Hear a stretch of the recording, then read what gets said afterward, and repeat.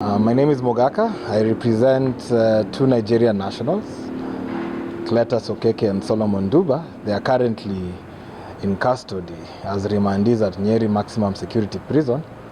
They were arrested by the Makuyu police station on 19th April 2021 and have been in custody since then. On the first day they were arrested, their phones were confiscated from them.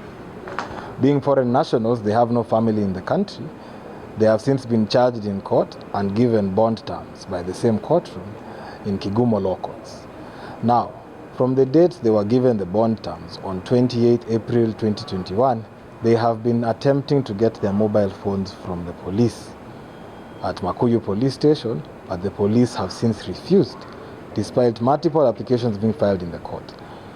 These applications having been filed in court, the court understood, and so did the prosecution, and they both granted court orders on 24th May 2021 that the mobile phones be released by Makuyu Police Station Dcio Mr. David Cheriot and handed over to the Nyeri Maximum Security Prison where the boys are being held. Since the orders were granted and served the same day on the police station, they have since refused to release those phones. They have been in custody of those phones for 40 days and ongoing. And the only way these boys can be able to pay for their bond, bail, or other terms that the courts are being given is through their mobile phones. Now, this issue of targeting foreigners by the authorities has become almost a pandemic of its own.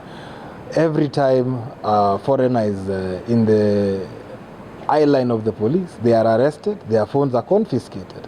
And since the Kenya government's stance on communicating outside the country is that special permissions must be granted by the court, once foreigners are in custody, they are blocked. They are unable to get their constitutional rights in terms of bond terms, in terms of bail terms. They cannot pay for themselves.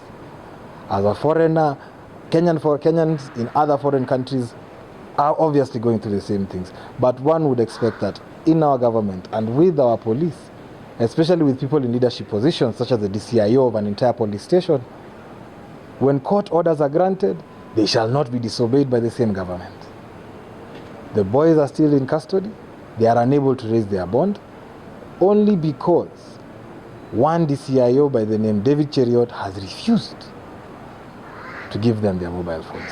Despite the court agreeing, despite the prosecutors agreeing that the boys need their phones to be able to be released. The matter was supposed to come to court today, but since the orders have not been complied with, the court was adjourned.